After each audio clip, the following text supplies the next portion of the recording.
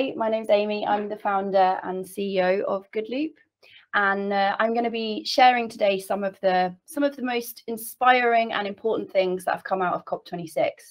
It is, as you probably know, it is a gathering of over 150 world leaders, as well as most of the world's major corporations and 30,000 delegates. And together they discuss how they're going to tackle the rather pressing problem of the climate crisis. Now, I'd say rather ironically, this event did have quite a lot of hot air in it, and it can be quite confusing and complicated. Some of the rhetoric that comes out and figuring out what's good and what's bad and what deserves our attention and what's a distraction. So this summary is not going to be a perfect summary, but I hope it helps to just boil down some of the real basics and leaves you with a kind of a clear idea of some of the things that might be relevant to your life and to your work. And I'll be sure to save time for questions at the end. All right, so I should say that I wrote this presentation and then it all started to feel a bit serious. So I thought I'd add some levity by creating a theme. And so the theme is childhood games, because nothing evokes the sense of playground pettiness like watching a group of politicians deciding the fate of our planet. So the first childhood game is kick the can. Now, the kind of major thing to come out of the climate crisis, or sorry, the major thing to come out of the event surrounding the climate crisis is what's called the Glasgow Climate Pact.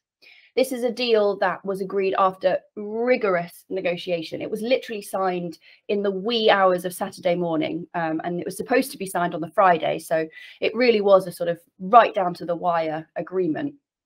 And it's a significant document. It's the thing that they have all put their names to.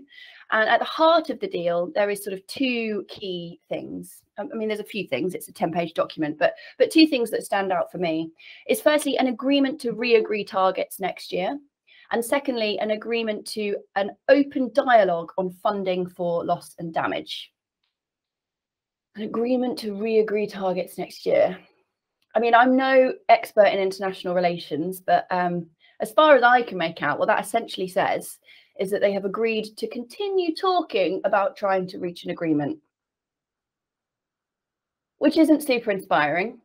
In fact, this Glasgow deal it's one of the main reasons that many people, including big leaders of corporations and Greta Thunberg, many people have said that this COP was a failure because these sentences are quite pathetic, let's be real. But there are two positives that I would like to highlight, two things that came out of this deal that I think are actually really exciting. The first is, as it says there, it's an agreement to re-agree targets next year. Now that sounds very bland, but when the Paris Agreement was reached in 2015, a key concept was this thing called a ratchet mechanism, which essentially just means that every 5 years they'd agreed to reset their targets and strengthen their targets.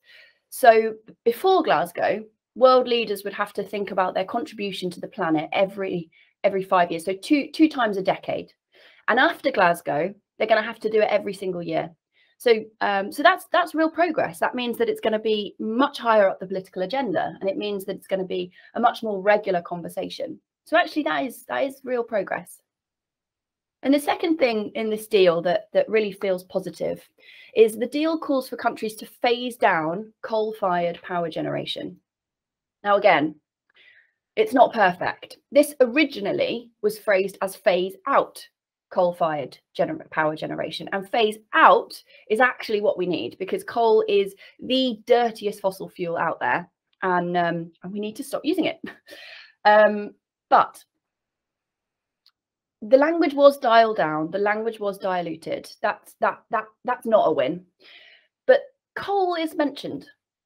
And the reason this is important is since the Kyoto Protocol in 1997, 30 years ago, not a single mention of fossil fuels has made it into a COP document. So this is the first time ever that a direct reference to fossil fuels has been referenced in a COP agreement. This is huge. This is absolutely huge. It illustrates a few things, but for me, the key thing is that it really shows how fossil fuels are loosening their grip on society. They're loosening their grip on politicians, on corporations. Even Saudi Arabia signed off on this language. So, these are two really significant movements that we can take from the Glasgow Agreement. Okay, so the second game is The Floor is Lava. And for anyone who hasn't watched the Netflix show of this, I mean, you need to be so hungover, but if you're hungover enough, it's absolutely brilliant. Okay, so The Floor is Lava is really about keeping 1.5 alive. Now, this was Boris Johnson's catchphrase for weeks leading up to the climate summit, keeping 1.5 alive. And I think it's fair to say that 1.5 is on life support. Let's be real. It's not looking good, guys. And this 1.5, it gets talked about a lot, but I thought it might be helpful to just back up a little bit and just explore what 1.5 is. What does it mean? Well, thanks to the UN's top climate scientists, we know categorically that the global surface temperatures in the world are 1 degree warmer than they were in Victorian times.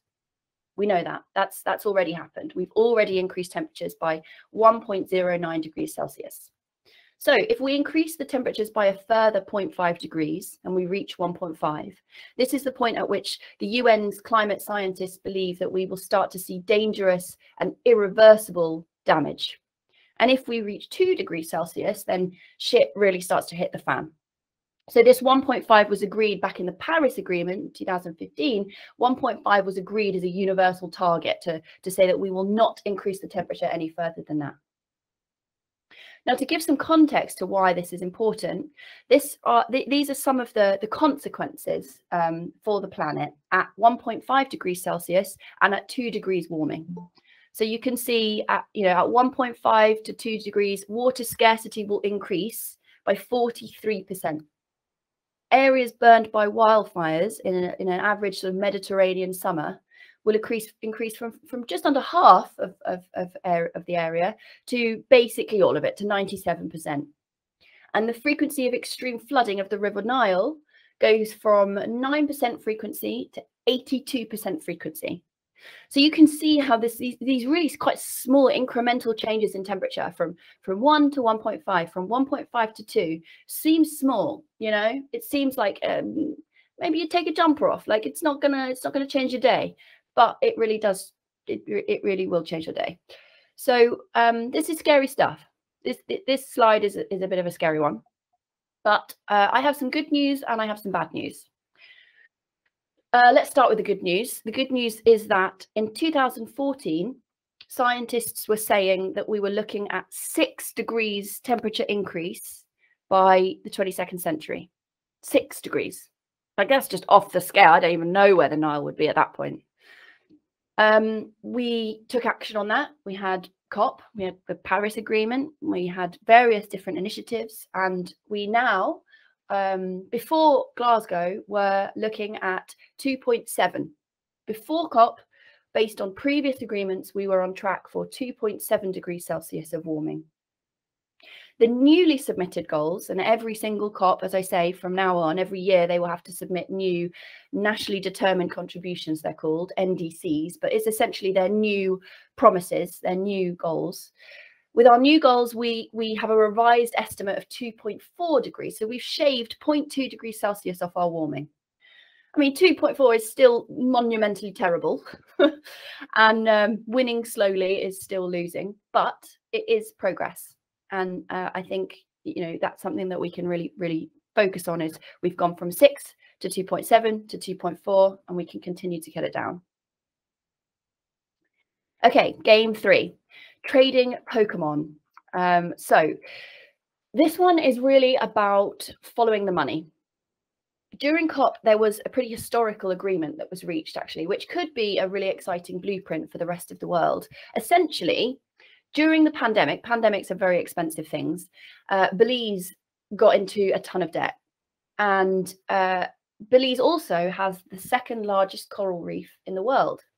So during COP26, a couple of organizations, including the Nature Conservancy, Credit Suisse, and a couple of American financial institutions, they all came together and they bought back Belize's debt.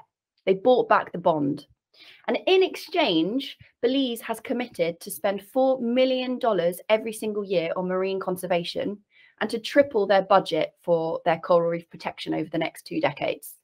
So it's a debt for ocean swap. And, you know, I just think this is so inspiring. I mean, I built Good Loop because I really believe that you can balance social impact with commercial returns and with profit. And this is a sort of example of that on the world stage, right? It's how we follow the flow of money to get to carbon net zero. The next game is leapfrog.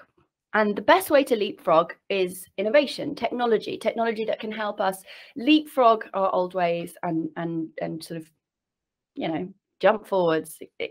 Insert relevant jumping metaphor here.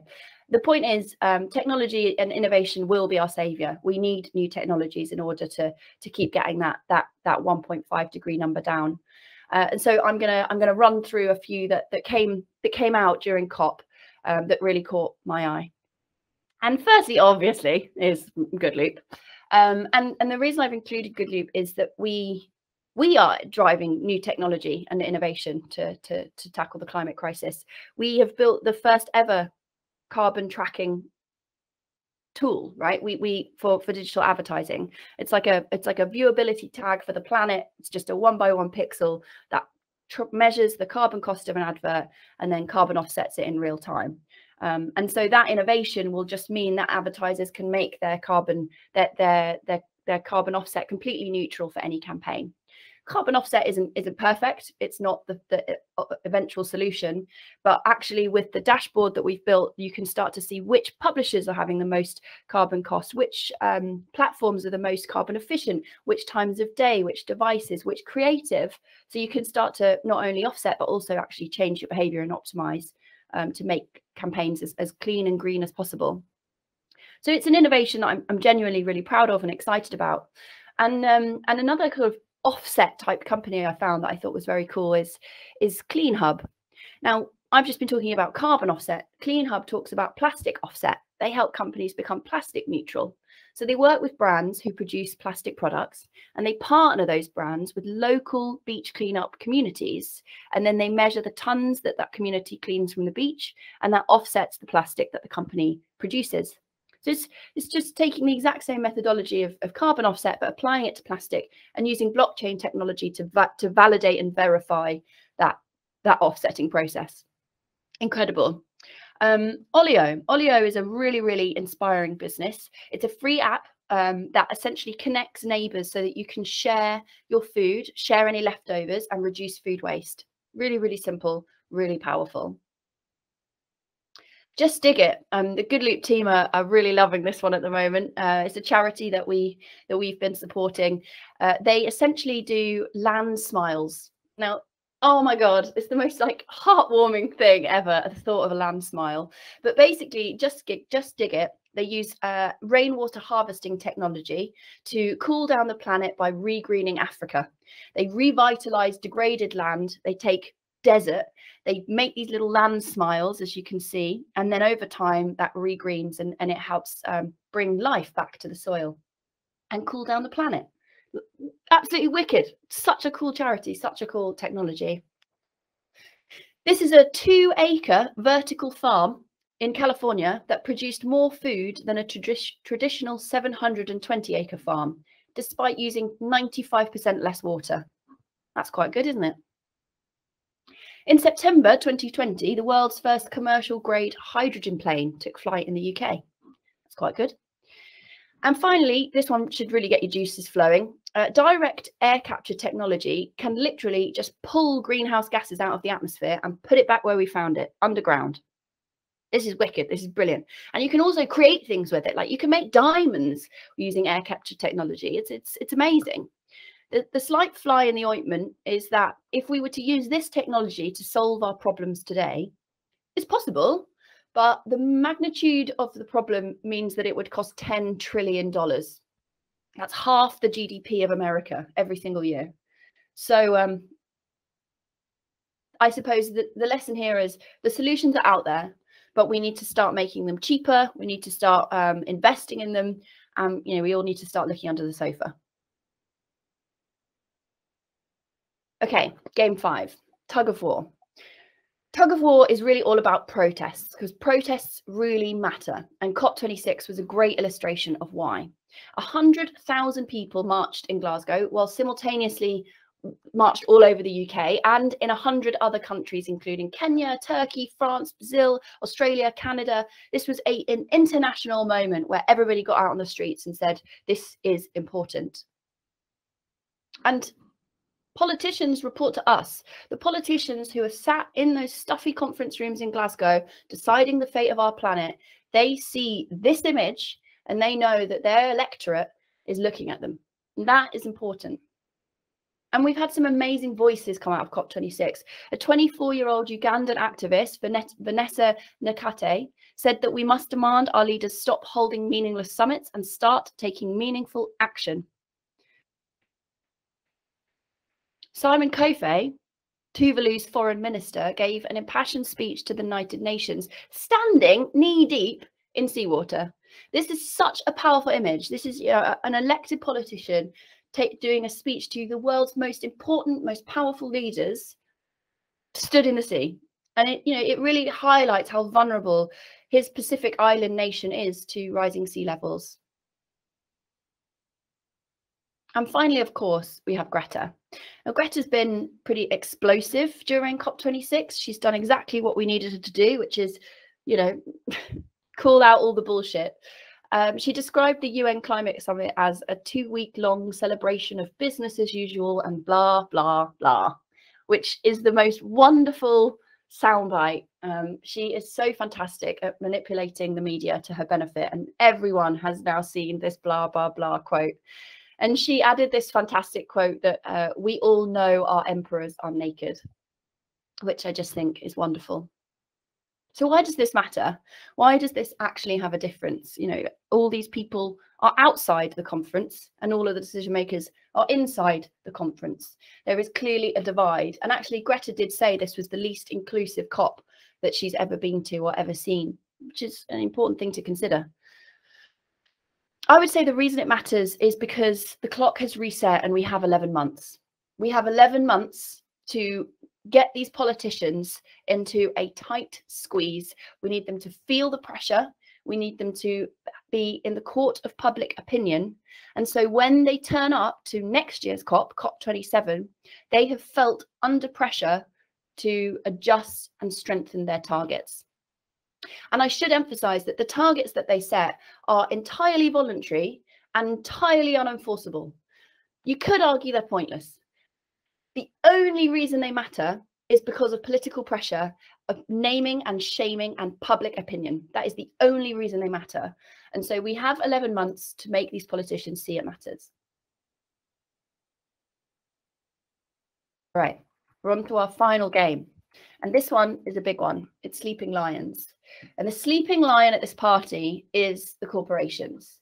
Corporations have a crucial role to play, and they also are fundamental in our fight for a more positive climate.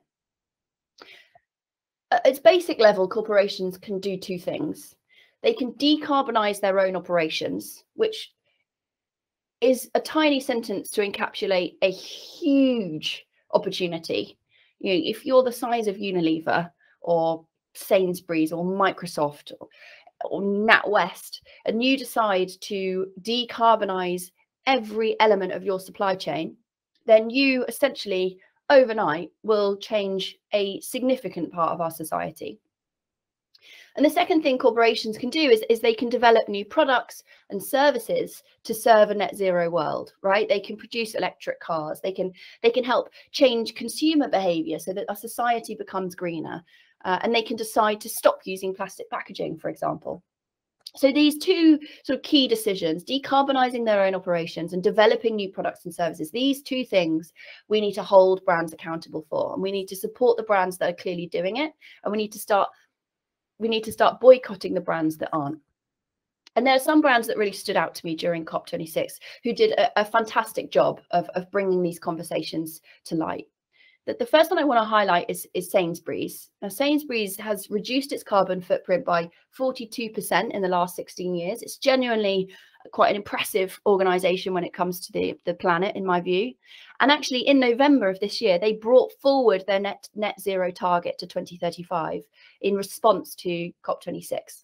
So they've really taken that seriously, and they have, as well, as part of their response to COP26, they've created a new brand positioning called Let's Eat the World Better, One Plate at a Time, helping everyone eat better. This sense of eating more healthy is also better for the planet.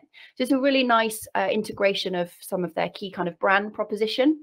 And it feels really authentic to them. I don't know if you saw all their adverts that they've been producing over the summer, but it's essentially like delicious, gorgeous food with subtle differences that make them healthier and better for the planet. Like, you can make a spaghetti bolognese, and rather than just using beef mince, you can half your beef mince and add beans, which actually has really vindicated me because I've been putting beans in my spaghetti bolognese forever, and my partner always says it's disgusting. So that's probably why I put this slide up, really. This is honestly just a finger up to him. But I do think, you know, Sainsbury's are a fantastic business and a really impressive illustration of leadership. Google. Now, Google are on a journey to operate carbon-free by 2030, which is great. And in October, they announced a couple of feature updates or product updates that allow users to make more sustainable decisions while using their products. And Google has so much influence. Google, literally, every flight I take now is decided by whichever flight Google decides to raise to the top of their result. They have so much power and influence over our lives. So when they help us make greener decisions, you know, there's some real scale and opportunity there.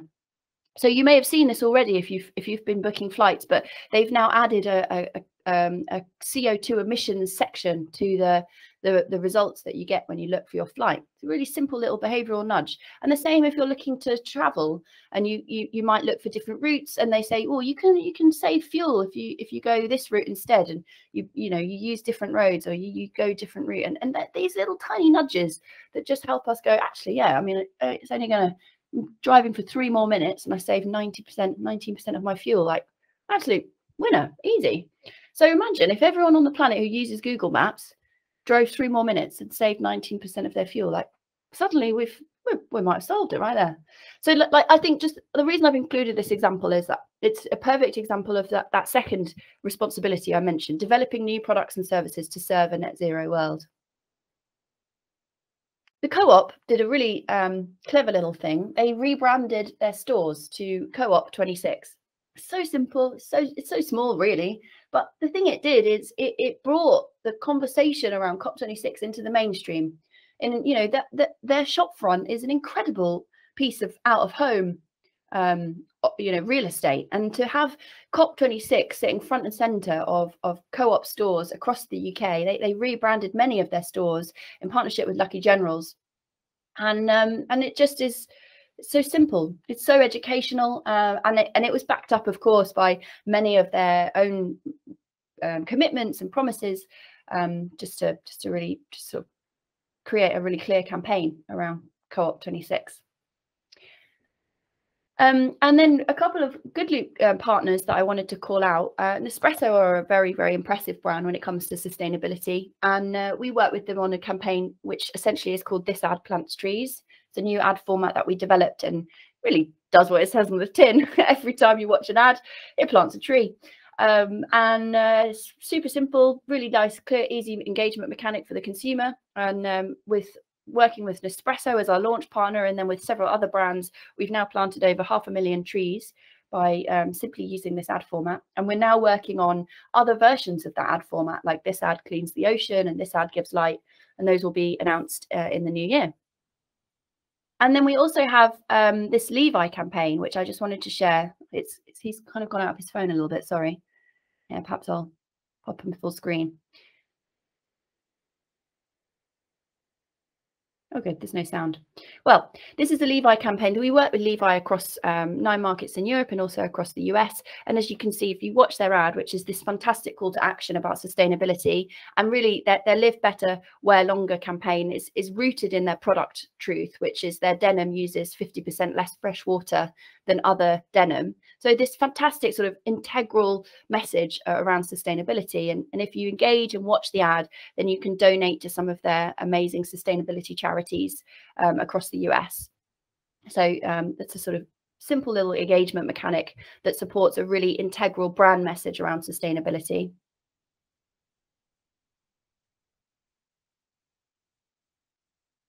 Cool. So that was everything I really wanted to share. And I guess I'll just end with this thought, really, which is that everything in the world is about money, except money, which is about power.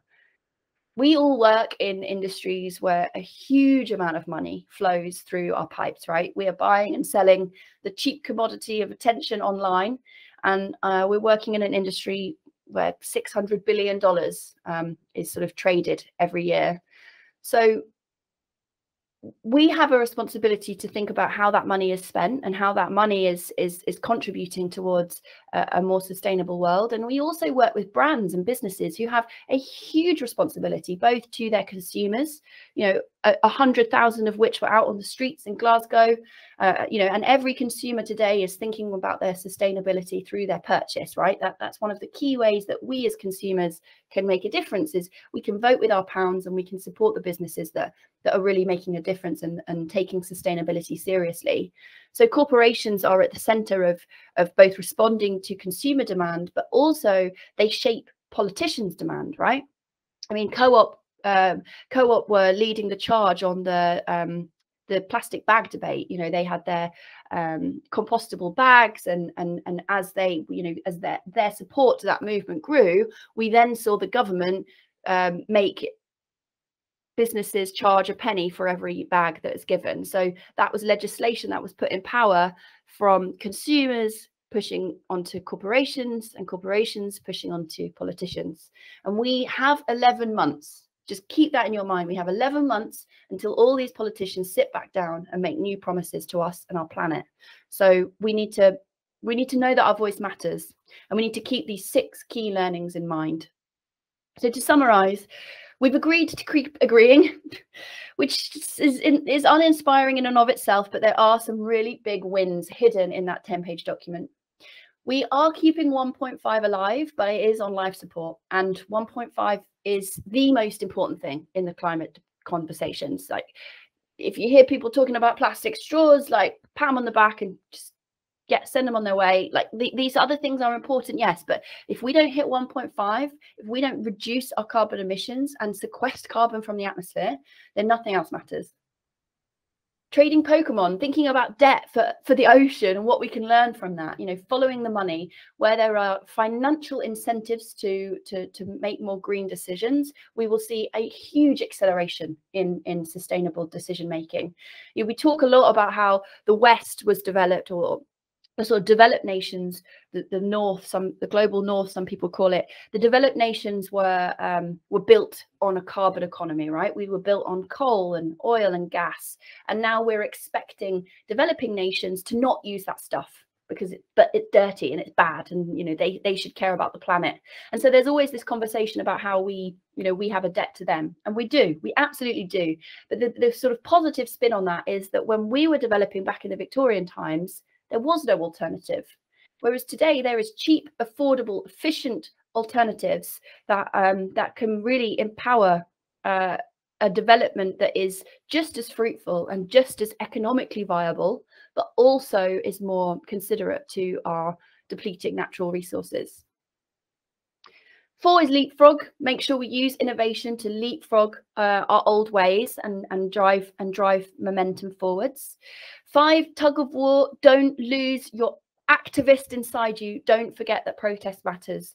Take opportunities to get out on the street. Take opportunities to write to your MP. Your vote fundamentally is the thing that's driving these politicians to sit down together and have these conversations. And don't forget the sleeping lions in the room. Don't forget that when corporations decide to pull their finger out, we will start to see huge change at a phenomenally rapid rate. So anything we can do to support our clients in those decisions, or to support the brands that we buy as consumers, you know, those are really, really powerful opportunities to do good. So I hope that was a helpful summary. I challenged myself to not use any graphs, and I think I included one. So allow me one.